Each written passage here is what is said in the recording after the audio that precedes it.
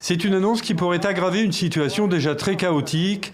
Le chef du Conseil militaire de transition, au pouvoir au Soudan depuis le 11 avril, annonçant des élections dans les 9 mois et la rupture des relations avec l'opposition.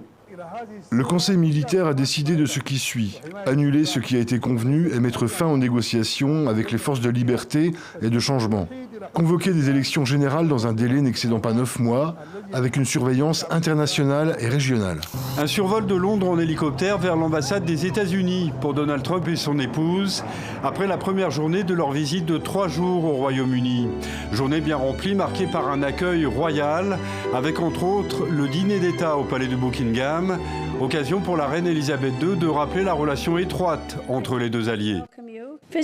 Les visites des présidents américains nous rappellent toujours l'amitié étroite et de longue date entre le Royaume-Uni et les États-Unis.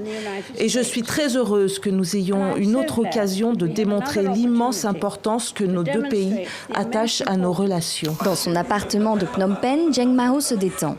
La situation est revenue à la normale, mais il y a quelques semaines, en pleine saison sèche, faire la cuisine, le ménage ou prendre une douche était devenu compliqué. Avant, il n'y avait presque plus rien. Mais maintenant, l'eau coule fort à nouveau. Pendant plusieurs semaines, aux heures de forte demande, les habitants ont été touchés par des baisses de pression importantes, voire des coupures d'eau. Par le passé, on n'avait pas ce genre de problème. Cette année, c'est la première fois. Alimenté en abondance par le Mékong, le réseau d'eau de Phnom Penh est pourtant particulièrement performant pour un pays en développement. Dans la cour familiale, il tord des fils de fer et un tableau prend forme. Du plastique, de vieilles tongs, des perles et des bouts de ficelle. Apollinaire recycle tout, depuis toujours. Petit déjà, il fabriquait ses jouets avec des boîtes de conserve.